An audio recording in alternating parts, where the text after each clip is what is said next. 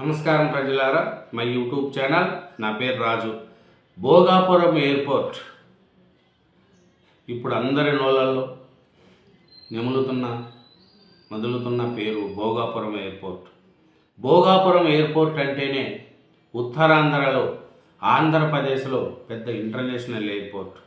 దాని గురించి మనం ఒకసారి చూసుకుంటే 2014లో చంద్రబాబు నాయుడు గారు సీఎం అయిన తర్వాత శంకుస్థాపన చేసి భూసేకరణ చేశారు.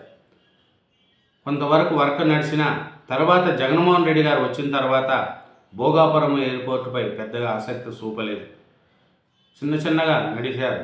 మళ్ళీ చంద్రబాబు నాయుడు గారు 2023లో సీఎం అయిన తర్వాత 2024లో సీఎం అయిన తర్వాత భోగాపురం ఎయిర్పోర్ట్లో పరుగులు పెట్టించారు.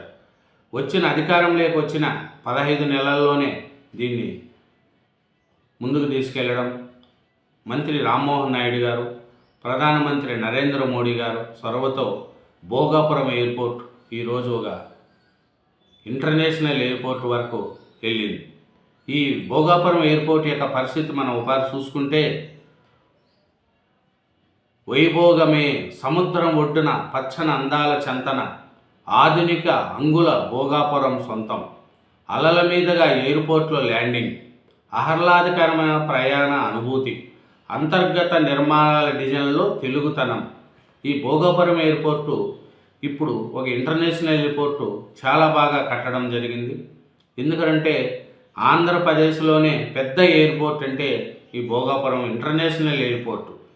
ఇంచుమించు హైదరాబాద్ ఎయిర్పోర్ట్ లాగా భోగాపురం ఎయిర్పోర్ట్ కూడా ఉంటుంది.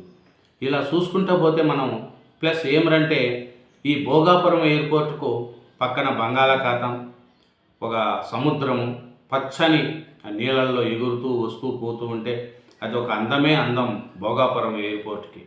అలా కదులుతూ తీరాన్ని తాకుతున్న బంగాళాఖాతం, అలలు అరకు లోయలతో పాటు కనుసూప మేర పచ్చగా పరుచుకున్న తూర్పు కనుమలు భోగాపురంలో విమానం రన్వేను తాకే ముందు నింగి నుంచి 2 సుందర దృశ్యాలు కనువిందు చేస్తాయి. బంగాళాఖాతము, అరకు ఇవన్నీ కూడా ఈ భోగాపురం ఎయిర్పోర్టుకు దిగే ముందు ఇవన్నీ చేస్తాయి. ఈ భోగాపురం ఎయిర్పోర్ట్ చూసుకుంటే సముద్రం ఒడ్డున పచ్చని అందాల చెంతన ఆధునిక అంగుల భోగాపురం సొంతం. అలల మీదుగా ఎయిర్పోర్ట్లో ల్యాండింగ్, ఆహ్లాదకరమైన ప్రయాణ అనుభూతి, తుఫాన్ల తాకిడిని తట్టుకునేలా నిర్మాణాలు, 18 విమానాలు నిలిపేలా పార్కింగ్ సామర్థ్యం, అంతర్గత నిర్మాణ డిజైన్లో తెలుగుతనం, ప్రపంచంలో ఉత్తరాంధ్రకు నేరుగా బంధం, ఆర్థిక కేంద్రంగా విశాఖకు మరింత వన్య. ఎందుకంటే ఈ భోగాపురం ఎయిర్పోర్ట్ కూడా ఒక తెలుగుతనం ఆకారంతో చేశారు. ప్లస్ ఏమిటంటే ఇది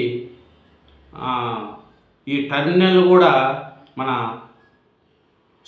ఫిష్ ఆకారంలో కూడా ఈ టర్మినల్ కూడా చేశారు. ఏమిటంటే ఉత్తరాంధ్ర సముద్రం ఒడ్డున పచ్చని అందాల చెందన ఆహ్లాదకరమైన ప్రయాణ అనుభూతిని పంచేలా భోగాపురం అంతర్జాతీయ విమానాశ్రయాన్ని సిద్ధం చేశారు. చూడండి, ఈ భోగాపురం విమానాశ్రయం చూసుకుంటే చాలా బాగుంది. ఏమిటంటే గంటకు 275 కిలోమీటర్ల వేగంతో వీచే వీధురుగాలను ఏకంగా 27 సెంటీమీటర్ల వర్ష ప్రాంతాన్ని సైతం తట్టుకునేలా సిద్ధం చేశారు. ఎయిర్పోర్ట్లో సుక్క నీరు నిలబడకుండా పటిష్టమైన డ్రైనేజ్ వ్యవస్థను నెలకొల్పారు. రాత్రిపూట 18 విమానాల నిలపగల పార్కింగ్ సామర్థ్యం దీని సొంతం. మొత్తం 14 ఇమిగ్రేషన్ కౌంటర్లు ఏర్పాటు చేస్తున్నారు.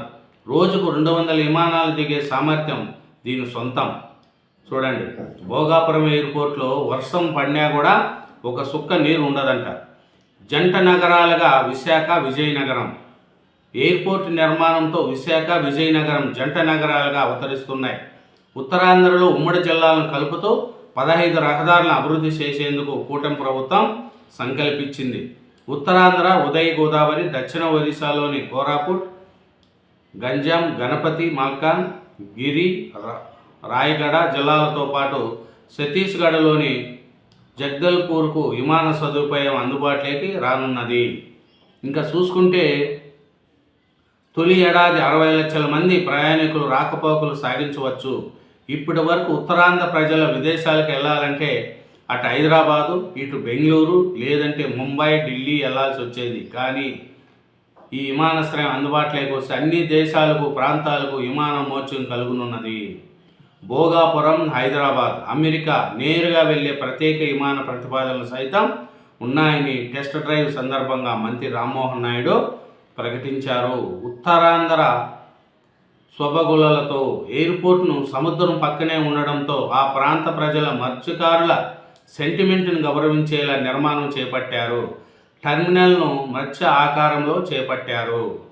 ఆంధ్ర ఊటీ అందాలు, ప్రయాణికులను కట్టడి పడిచేసే దృశ్యాలు భోగాపురం సొంతం. ఇతర ప్రాంతాల నుంచి భోగాపురం, అల్లూరి సీతారామరాజు గ్రీన్ఫీల్డ్ ఎయిర్పోర్టుకు చేరుకోవాలంటే అరకు మీదుగా రావాల్సి ఉంటుందని చెప్తున్నారు.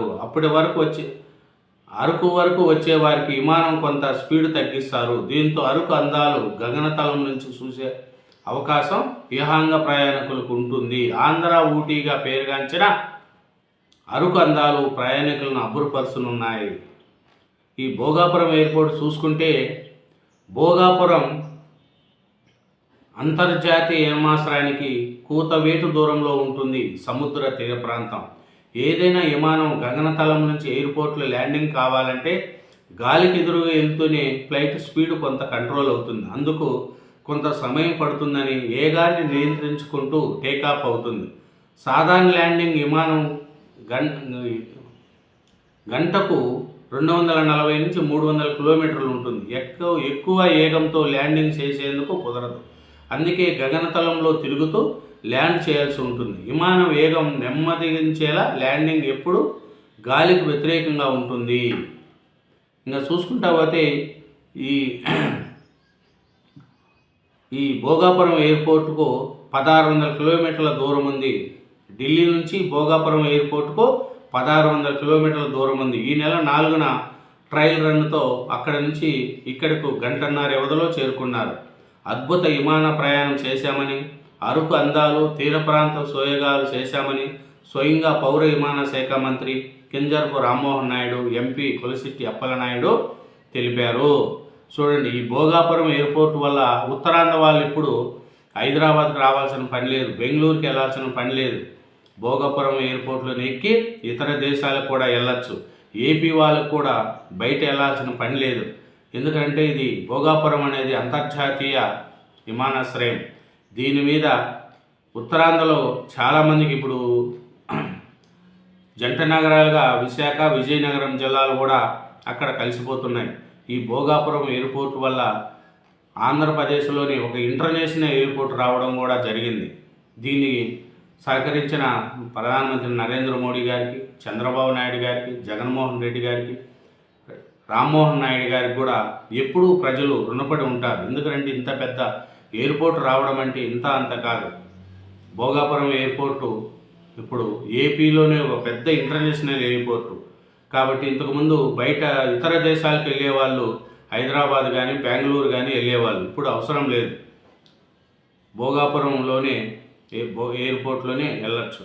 ఇదేనండి భోగాపురం ఎయిర్పోర్ట్ యొక్క విషయాలు. Thank you very much. Channel subscribe చేయండి, నా వీడియోను లైక్ చేయండి. Thank you.